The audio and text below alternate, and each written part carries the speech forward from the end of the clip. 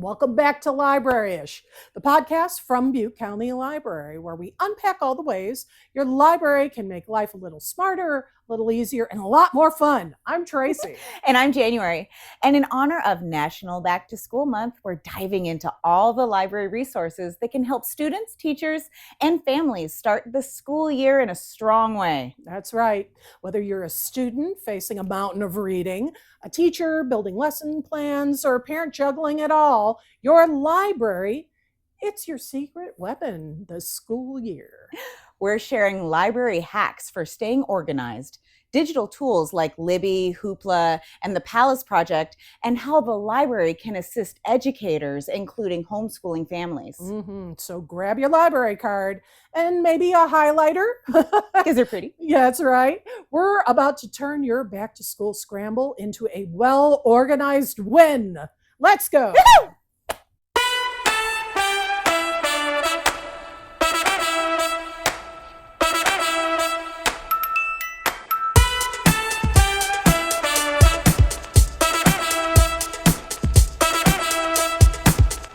Wow, the school year is getting ready to start. Yay. And we have amazing, I know. It's a little bit of a mixed bag for a parent, isn't it? It is. It's like, yay, the kids are going back, but also, oh no, the kids all are that going work. back. I know. Well, because the kids are going back to school at the same time. I'm going back to school too because I'm getting my master's. That's right. So I'm starting school at the same time they're starting school. So you have that, yay, the kids are going back, but also that, oh no, school's starting to get me personal too. dread. So, and you know, the kids are excited. They've been home all summer and they've been bored. So they want to go back and they want to see their friends. And they want to do the fun stuff. And their teachers nowadays, for the most part, are amazing.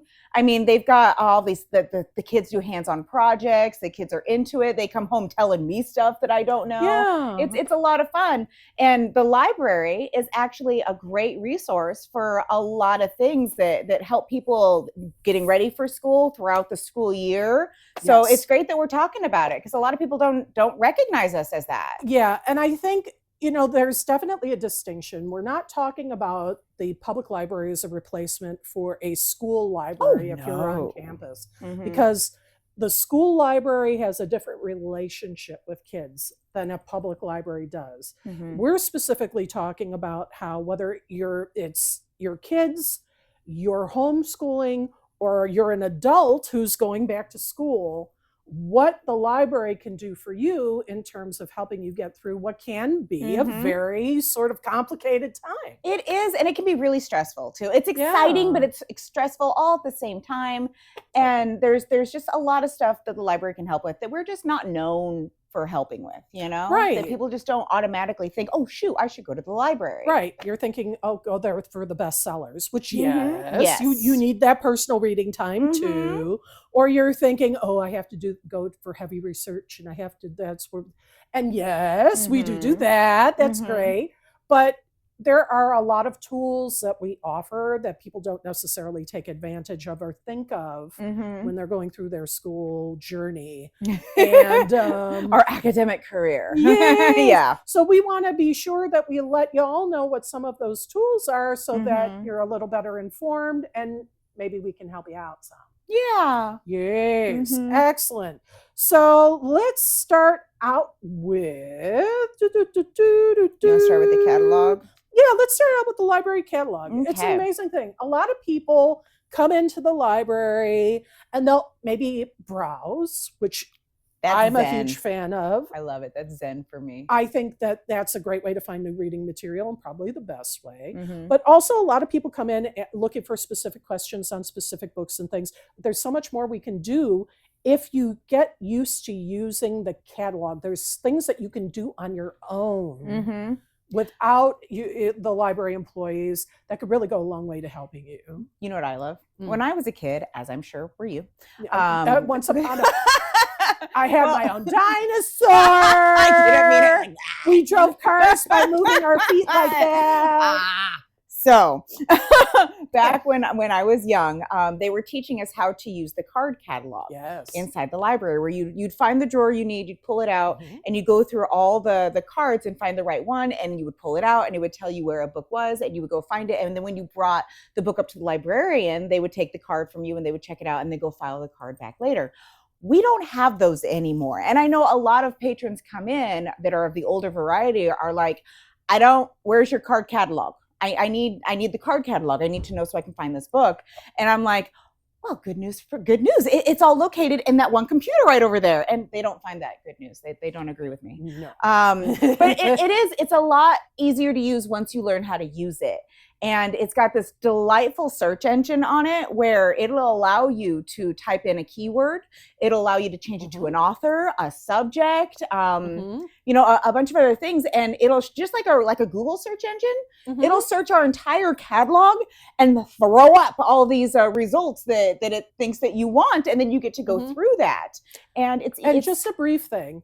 A keyword is essentially a word that is associated with whatever topic or whatever piece of media you're looking to search. So a keyword might be the sport you're interested in. You might look for a book on football, or you might want a book on soccer. And searching soccer would be your keyword, or a subject search, either of those.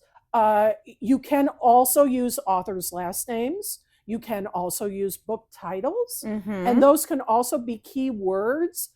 And they offer classes on this, so we're not to get too detailed and how to do an actual search. But you can actually enter a title or a few words from a title, and you should be able to get a result. It'll be several items, just like with Google, of what we have in our catalog that matches the search you did. And then you can decide by looking at the details of each item, which item is right for you. And you know what's amazing about all those results that get vomited up? Amazing? Yeah, you can whittle it down a little. So for example, let's say I search for children's programming and it throws up everything at me. And I'm like, you know, I want adult nonfiction. I don't want any of the DVDs, any of the media. I don't want any fictional stories. I want adult nonfiction. And you can go to the side, click adult nonfiction, and then it'll go and it'll send you some more results that are a little different, that are a little more specified. Yeah, and you know what? These are nice, but I kind of just want what's in my branch today, what I can find today to walk out with. I can click Paradise, and it'll be like,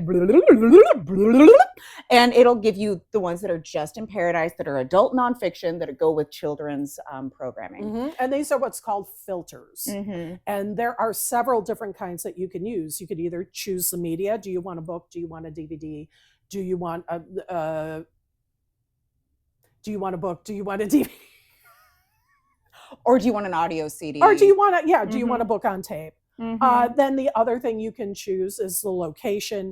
You can choose specific authors. Sometimes you'll put something like that in, and there will be several authors that have written books about that particular topic. If you know the particular author, their name may be in the list, and you can choose that as a filter. So it's always good to look at the left side of the screen as you're looking at the computer and see what filters are offered, and you can reduce your results to narrow them down to find what you're really looking for. Yeah. Oh, it's delightful. You know what? Forever ago, when because I do every so often, like many of us, middle-aged women unite, I have insomnia. And I would get up in the middle of the night, and you can access our library catalog from your phone. Yeah. It's the same catalog that we have here in the library, but it's just available on your phone. And I would pick it up, because I'm half asleep with insomnia. And I would type in, books that I would like to check out. And I would be like, okay, I can put those on hold. And it just gives me, you have access through your phone, through our catalog, all 6 branches of the Butte County Library. You have everything. Like when I'm there, I'm like, okay, I want the new Emily Henry book, and I want to see if my library has it right now, so I can go in and I can, feel all the book spines, and I can peruse the aisles, and I can pull out the new Emily Henry. Well, it's not there, but it's over in Biggs. Well, with that app, with that catalog on my phone, I can put that on hold, and then they would send it over here, and I can still pick that up. It's actually an amazing thing, our catalog, and it holds a lot of information. And it does take a minute to kind of learn how to use it. Absolutely. But fear not, good readers. We're happy to show you how. That's very right. much so. If you come in at any point in time and you're like, where's your card catalog? I won't be like, dude, we don't use those anymore. Go away. We don't know. I would be like, oh my gosh, let me show you how to use our new catalog right over here. I will leave my little chair and we will walk around to the card catalog and I will show you how to use it. I'm thrilled to do so, overly enjoyed to do so, so much that it scares people away to do so. So please give me the opportunity to scare you away.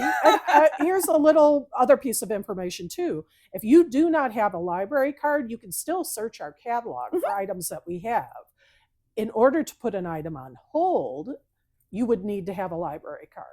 And the thing that's great about the catalog is if you do have a library card, you can access all your account information through your card.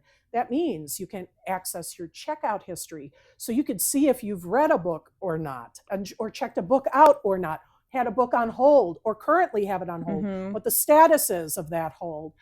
All of that information about your account is fully accessible online in our catalog just by entering in your card.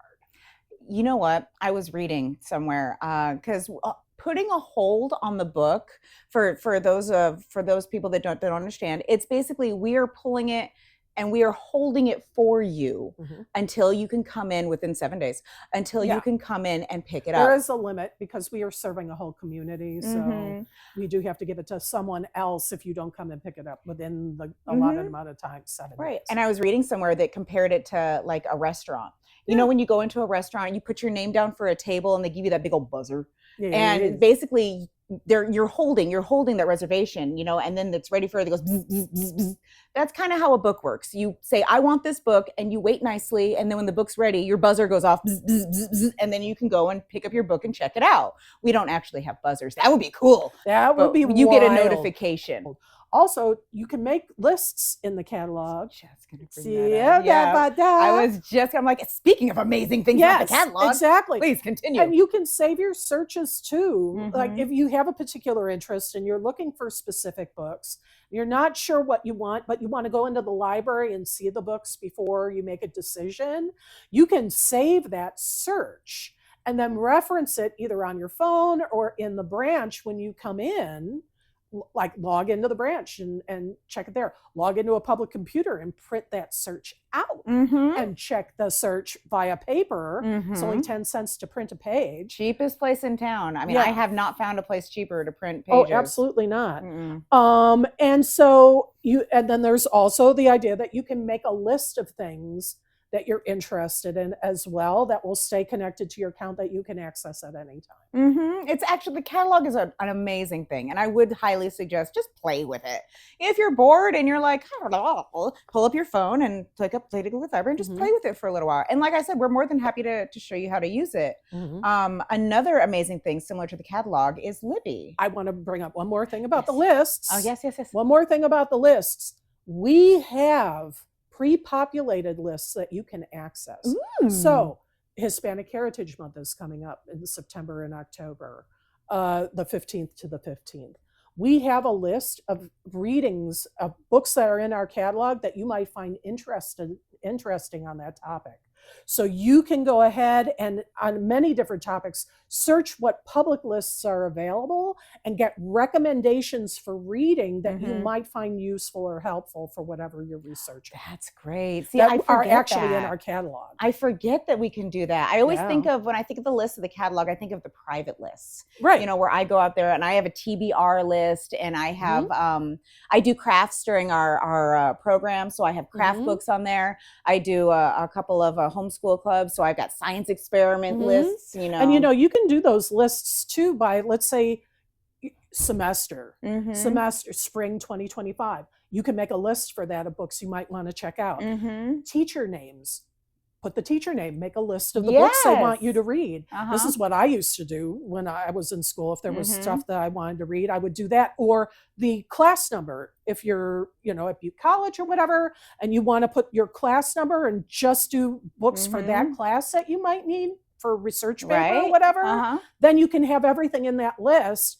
and it's all separated out. So you're not having to search through a giant list of stuff. You know what, to think about that, there's a lot of professors that will do required reading books, which you have to buy from the bookstore, you know, but then they'll have a list of recommended supplemental readings. If they wanted to, they could make a list on our catalog, print it out, and release it to their students as, hey, these are at your local public library for free. You know, these are supplemental. They go with the stuff that you're learning if in case you wanted to learn more. It would be a great tool to utilize. And you can do that with Libby too. You can actually export those lists. Libby has tags that you can use, much like our lists. You can tag items in Libby. And you can export those lists either as a spreadsheet, or you can actually make a web page. It'll do an HTML file. And you can take that HTML file, and the T keeps sounding like a D when it comes out of my mouth. I wouldn't know what that's like at all. You can save the HTML or HTML file, and you can post it on the internet for people to access if you're a teacher and you're looking to make reading lists for your students. Right? So, why not just give all the information, you know? I mean, and we do this for free. It's a delightful resource. And you can help yourself too. That's the thing about a public library. We don't gatekeep this stuff. You don't have to come through us to be able to access your account on the catalog. You can do that. You're on your own yourself without any interference from us. You need your library card and your PIN.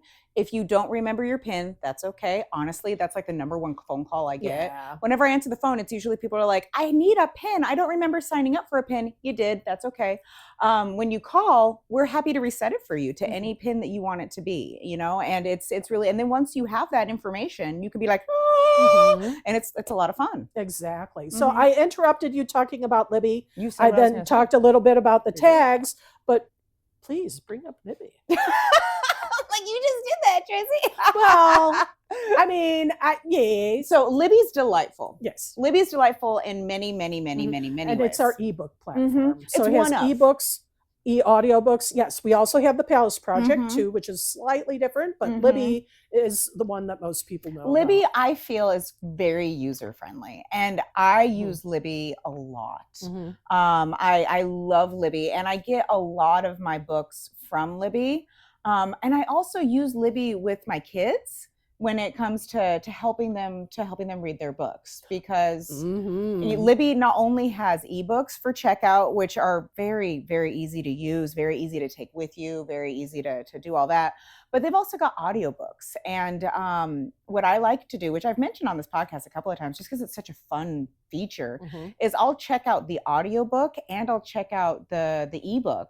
And I'll get to listen to it at the same time as I'm also reading it. And it helps because I've got a reader at home that's, you know, it's a little bit of a fight to get her to read these things. And she's at an age where she's no longer learning to read. She's reading to learn now. And they assign, you know, grade level books that she needs to be able to read. So it really helps, especially since I'm not home all the time to help her with the reading, to do all this homework with her.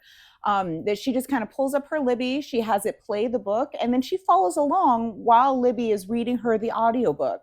And it saves such a headache from, you know, it makes it so that I don't have to be like, well, did you do the reading? Well, why did you do the reading? Well, do we have to do the reading together? You know, I mean, it makes it so she's still in charge of her own learning. Absolutely. And it brings it to a level that she can still accomplish it on her own. Absolutely. And I know, if you didn't know, reading styles have been debunked, like learning styles have been debunked. So there are no like visual learners, auditory learners. That all that research has basically been nullified. But however, that doesn't change the fact that sometimes it's just easier to learn. Different people learn in different ways. And sometimes having that auditory input helps someone to be able to visualize and picture what they're reading better than just seeing it on a page. Also, sometimes if you're dyslexic, I'm dyslexic. If you have other sort of issues with just reading off the page, having that audiobook as a supplement while you're reading can be so helpful. you know, and audiobooks are reading. I know was a lot of just people going to yeah. stop getting in my brain. Oh my gosh, get out. We've just been doing this for too long together is all that's happening. Ear reading is still reading. Yes. Reading audiobooks with your ears is just like reading with your eyes. And I will fight anyone that says differently. I'm just, you know. It's ridiculous that there's a distinction made at this point. One is just as valid as the other. It's comprehending. Absolutely. And if you're an adult learner, downloading an audiobook of something that like is a recommended read or a supplemental read for a class and being able to do that while you do other things, especially if you have a large reading load in a class, is a huge way to help you get ahead. Because I know for myself, it is very difficult to sit and read and focus on that one thing for long periods of time, like you should when you have a class with a heavy reading load and big reading list. Meanwhile, it may be better for you to be able to listen to it while you're doing other things, while you're commuting, while you're cleaning your apartment, while you're or your house, while you're doing whatever. That actually your brain may be able to assimilate the information better that way, rather than not reading it at all. You're not going to get the information by osmosis, right? No matter how much I believe one could. If I just have to have the book in my hand, right? And I have the information. Well, no. So there are all sorts of ways, and we have 3 digital platforms. We have Libby, we have Palace, which is a great way to get books that are in high demand. It's also a great way to get classics. We have the classics we have in our catalog. Libby offers you access to the ebooks that are in our catalog. So if you need to read classics like Dickens or we had an episode last week, the last episode we did was about having to read classics for high school essays, things like that, The Great Gatsby, the whatever. Sorry. If you want to know more about our feelings about that, check out last week's episode. Right? We have opinions. Yes, check out our last episode. If you will be able to have access through Libby, but you only have access to what is part of our catalog. So the access is limited. If you want broader access to those items, Palace is the way to go. The Palace Project is a state-funded library program that aggregates all digital books across all the libraries in the state of California, meaning that you have access through your phone or other digital device to every digital collection that exists in the state. It's a big difference. It really is. Yes. And I have a lot of people, because for a lot of people, ebooks is a new concept. Having a book that's on my tablet, it's a new thing. And so when they come in with their Libby and they're like, it has my book on hold, why can't I download this? I say, well, because we only purchased this many copies of it and those are checked out, so you have to wait in line. And they say, well, I don't understand. Can't you just email it to me? Isn't it just electric? How do you not have enough copies? And if it's a digital file, how can it not be shared amongst other people like a file on a computer? But it's about licensing. So when we purchase an ebook, we get a license for one reader at a time. Sometimes, depending on the companies, may offer more than one read at a time for a license. Typically, though, it's one reader at a time. So you do have to wait until someone else finishes the book to get a copy. And with Palace, you'll find it is still largely one reader at a time. But what you're doing is, instead of one library like you have with Libby, you have everybody's library. Yeah. So you've got 1 times however many libraries have that book in their catalog. We all share. So it means that you have access, especially when it comes to the classics, because the demand for those is lower than it is for best-selling books, which also Palace offers much higher access to those in-demand books because, again, you're aggregating the collections of multiple libraries. But for classics that aren't necessarily in demand, you really have an opportunity to get that book in digital form because you're not waiting for the local library to get it and make it available to you. You're not waiting for the kid that sits in your class 2 chairs over to finish it before you can. You have greater access. And by the way, not only do you have do we offer the Palace, and Hoopla is the third platform that we offer, which is mostly video, music, and graphic novels and magazines, which is huge, and we'll talk about that in a minute. Don't forget that you can get devices through us to be able to access these digital materials. You do not have to have these things at home. Not only can you come and utilize our public computers to be able to access these e-services, but you can also, we have laptops available, we have tablets available, we have Kindles available, where you can check those out and be able to have access to these digital services that we offer through that. Also, if you have spotty internet, we offer hotspots. Caveat being, there's always a waiting list for these. Oh my gosh, I know, it's so long. So get in early. If you know you're going to need some stuff, get your names on the lists early, and when they come available, pick them up, because that window, that 7 days passes super fast. It does. And once that 7 days is over, those high demand items go to somebody else in the car. Yeah. So, and the technology, we found that it tends to damage it when it goes bumping along from branch to branch to branch. Yeah. So we do try to make sure that Chico patrons get Chico items, that Paradise patrons get Paradise items. We try to keep them at home. And also makes sure the smaller communities get equal access to services. Yeah, too. yeah. But yeah, we have all the things. Yeah. So definitely, don't feel like we're talking about these digital services and, oh, dang it, I can't access them. Also, I'm just kind of zooming through. We also, if you don't have a physical card, you can get an e-card. So you can use the e-card, which you can obtain online, to access these digital services too.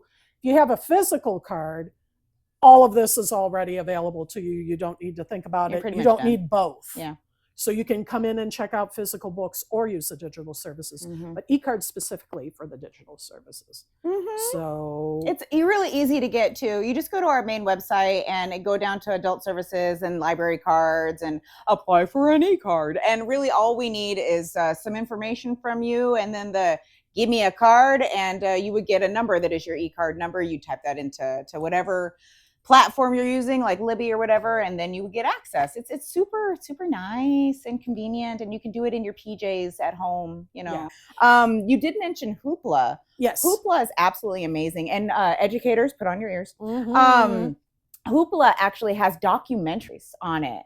It's got all these really good media-based supplementals for whatever you're teaching. So if you're doing a high school unit on certain things, wouldn't it be nice to pair it with a documentary to give those kids some media to learn with, as opposed to just the textbook and all those things? Because when I used to be a teacher forever ago, and when you're designing a lesson, because you do have different learners in your classroom, you want to mix it up. You want to provide some stuff for, I know it's all been debunked, but you want to provide some stuff for learning visually. It's the weirdest thing, because it's been debunked, and yet people do learn in particular ways. Right. Well, it's like the more variety you can give. Right. Yeah. It's a mixed bag. What it is. So you want one particular way. Yeah. You want to hit all the notes. You want to do that. So you want to provide the books for that learning. You want to provide the audiobooks for those kind of learners. You want to provide the documentaries on Hoopla for people who prefer to learn like that. I mean, I love a good documentary. Oh gosh, yeah. Oh my gosh, I learned so much from just watching documentaries that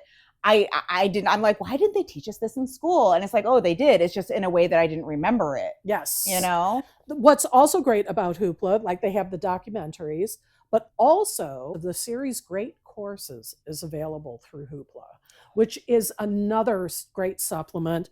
Looking at some of these, I did look it up on my phone because I'm a researcher. Yes, I know what those are. Actually, no, yeah. I'm sorry. My brain's like, oh, look, this sudden, memory is valid. A minute. Yeah, no, in Oroville, we actually have at the Oroville Library for physical checkout, They're DVD book sets. Yes. Where it's great courses, and it'll take something like the Civil War.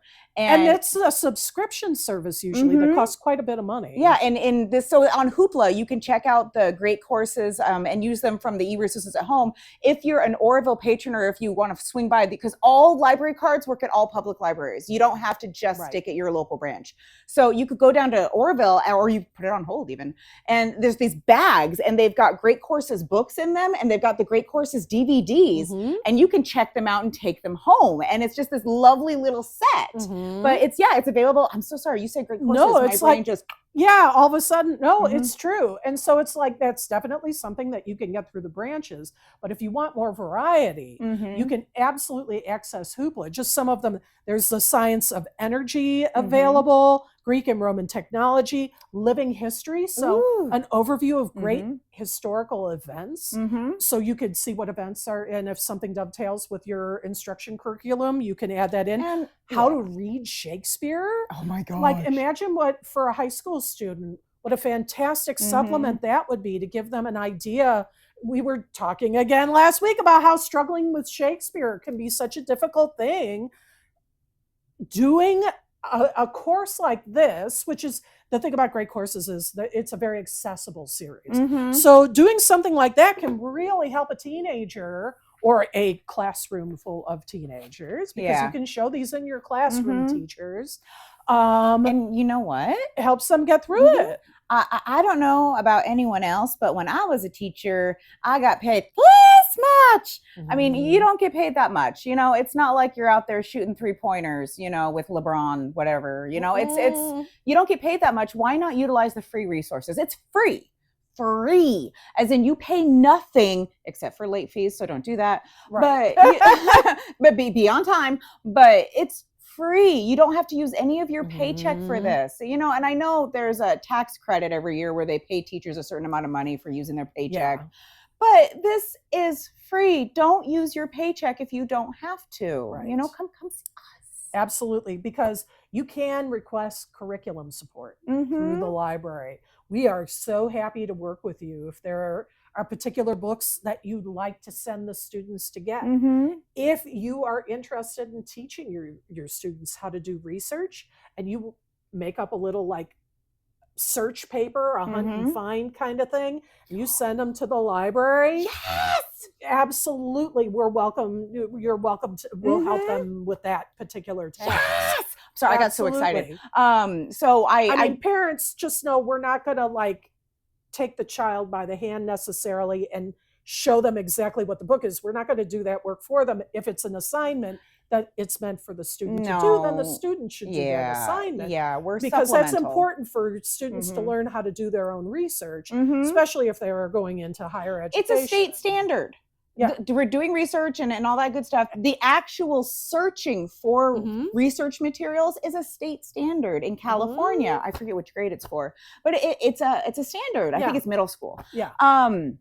I have, because I do children's services here at Paradise Library, and very so often we will have a class tour where teachers, which is also something you can request. Teachers, please give us a call and say, or send us an email or whatever, and say, hey, my local branch is blah blah blah, and I would love to bring my classroom down here, and we'll totally do a class tour with you where we show you where everything is. We'll read a story with you guys. It's a lot of fun. I have one teacher that I absolutely love. Chef's kiss. This teacher has done this for a couple of years in a row. She'll contact the library and she'll say, hey, I've got these kids and I want to do this, but I want to do a scavenger hunt. I want to, and she does. She comes here before the field trip. She sets up this scavenger hunt. And so when her class comes in, we give them the tour, read them the books, and then she's like, okay, does everybody have their scavenger hunts? I want you to search through the library for the things on the scavenger hunt. And the kids learn how to utilize the library by going through on this hunt. That's and amazing. It's great. And it shows them these free resources that they can use as they get older. You know, I mean, I'm a college student and I still check out books from the library to supplement my learning. It's a good skill. Teach your children these skills. Absolutely. And remember how the library can help you when that's you need to do those things. Yes. I got so excited for that. And I do have homeschoolers that do it too. The homeschool teachers will ask to do they'll do the because for homeschool, the library is a very important resource. It's because they don't have those school libraries dedicated to that particular curriculum. They have to build one for themselves. I love my homeschoolers. I love my homeschoolers. I can always tell what they're learning because it'll be like units. I have a couple here in Paradise where you'll see the little stack of holds grow and grow and grow and grow.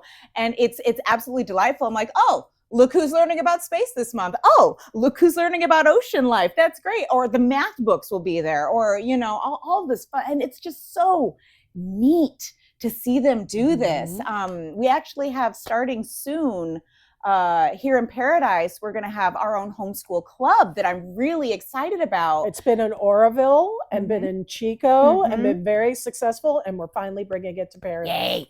And what'll happen is I take a unit and I just go around all the branches and I'm like, give me your things. And, they send me their things and I present them all out, and we have some hands-on activities, and it's only for homeschoolers. I mean, I'm not going to kick anyone else out, obviously, but it's tailored just for homeschoolers, and they can come in and explore that way because we as a library are vital to a lot of homeschool families.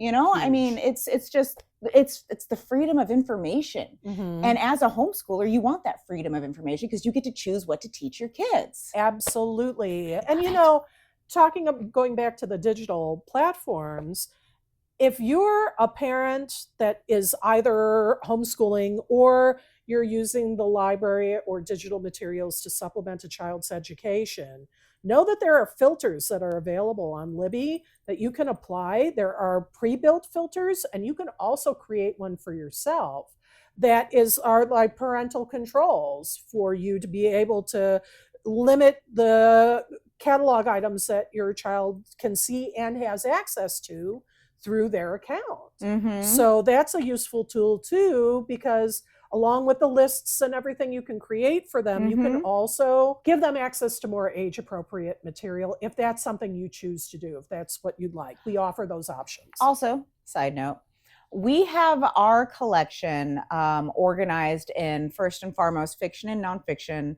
And then within that children's fiction section, we don't separate it by AR levels. We don't separate it by Lexile. We don't, because we feel that kids should have the freedom to go through and pick out what they'd like to read in an open basis, in an open situation. Not, well, your Lexile level is this, so we need to find books that have that. We don't want to restrict children like that. So we have everything open.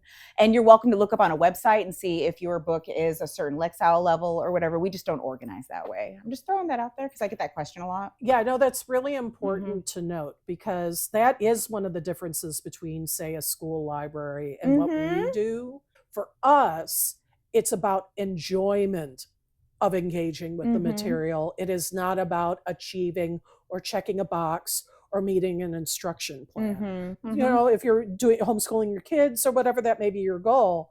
And certainly, if you come in with lists that you've already populated of, my child is at this particular AR level and these are the books that my kid's going to read, of course, we'll help you source those books. But for us, in terms of browsability and findability, we want kids to emphasize their personal taste, because like anything else, the more a child does something, the better they're going to get. You can't necessarily force them to be at a particular level if they're not there. We offer that opportunity for them to come in, find books that they'll enjoy so that they can build the habit from that angle. You brought up school libraries. So I used to be a school librarian before I became a big person librarian. And the thing that I found that was challenging is that a lot of times for a lot of schools, the library budget is this big for books. And it's a challenge to provide books in school libraries that kids like. Now, you're welcome to come here and check out books. That's great. However, each branch, with the exception of Biggs, we have book sales where all the donations that come in, we collect all these donations, and depending on the branch, we have book sales. Chico, they have a book sale that happens every Saturday. And these are done through our friends groups. These are not the library holding book sales of books that were library books. Mm-mm. These are nonprofit organizations that work with the library to help finance programs and collection and different things. And they do this by holding book sales to which the public donate their titles. Yes. And there's a lot, like behind me, all these books you see behind me, these are some of them, and they're on sale. That's what all this is for the Friends. It's for the Friends books. And this is up in Paradise, and they do their book sale the third Saturday of every month. And then in Oroville, they do theirs the first Saturday of every month. Durham and Gridley do theirs quarterly, or they at least try to do it quarterly.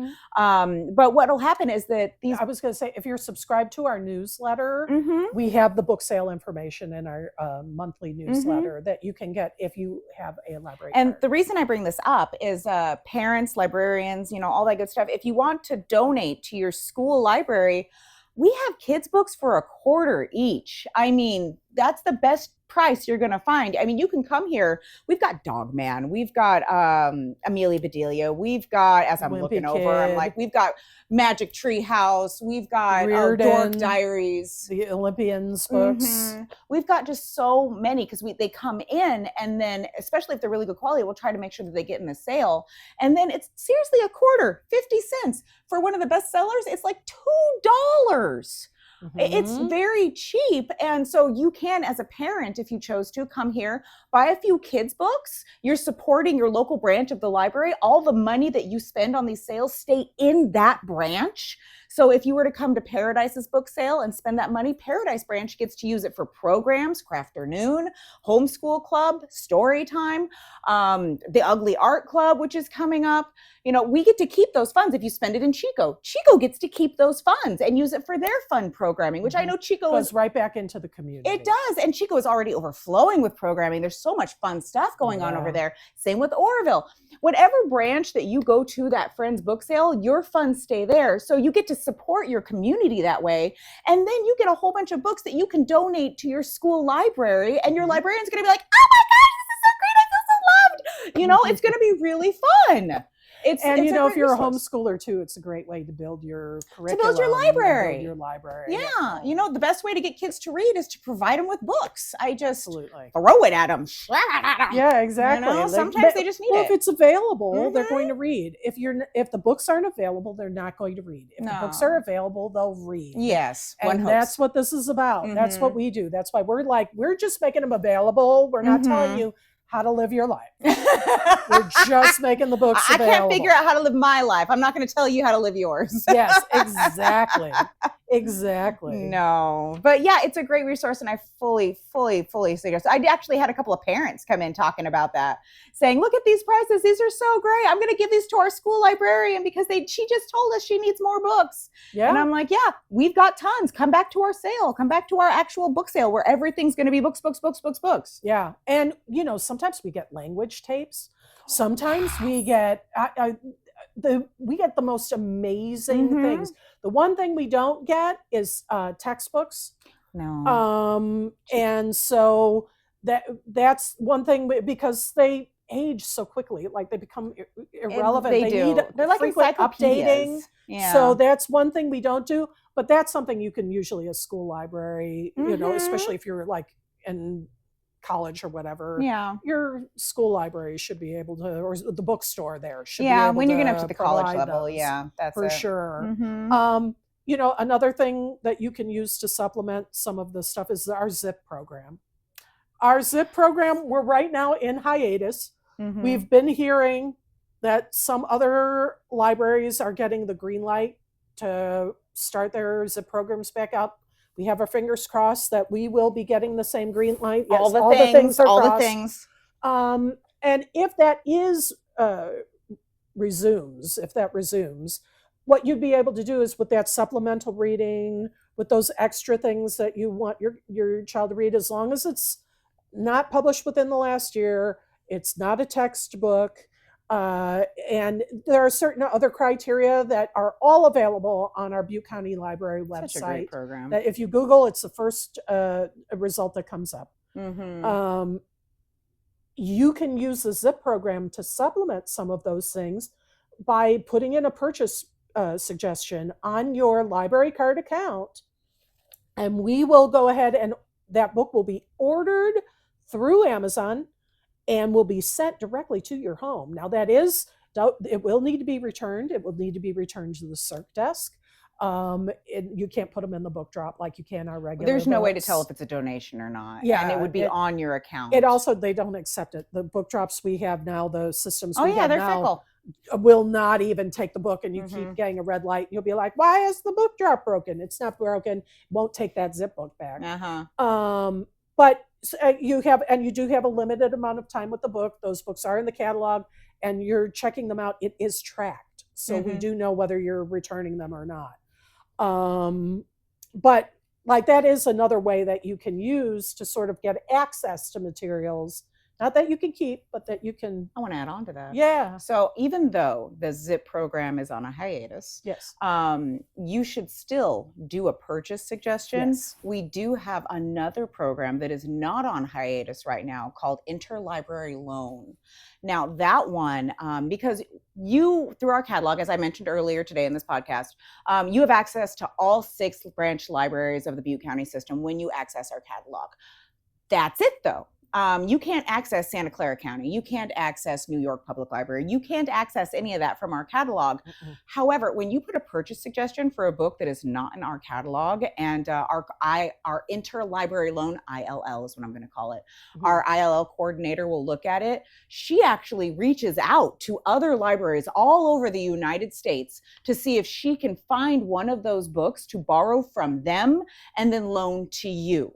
It works just like a regular library book. The checkout dates might be a little different because we're friends on the other side. You know, we're dealing with other people that are not us.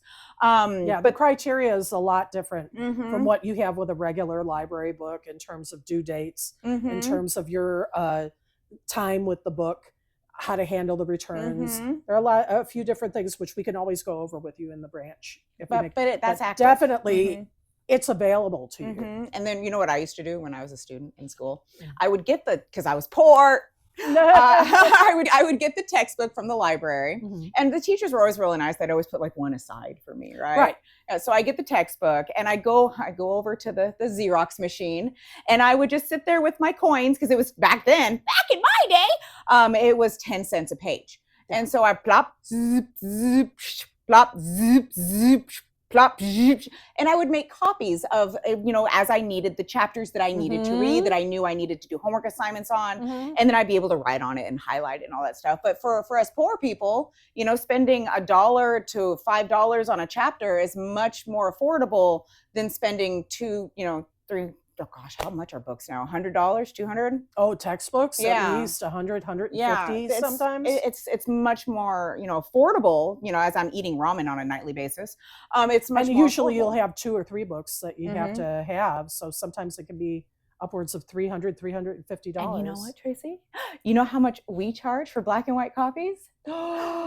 10 cents a page. You could do that here. You could get an interlibrary loan, take it over to the copy machine, zip, zip, zip, zip, and you could take home your own chapter or whatever you need from it. Especially for esoteric books that are difficult to come by. Yeah. Whew, that was a backpack full of resources. Catalog hacks, Libby tips, hoopla tricks, and even the low-key powerhouse that is the Palace Project. Whether you're heading back to school, back to the classroom, or just back to your routine, your library card is the smartest tool in your kit. Yes, and it's so cool.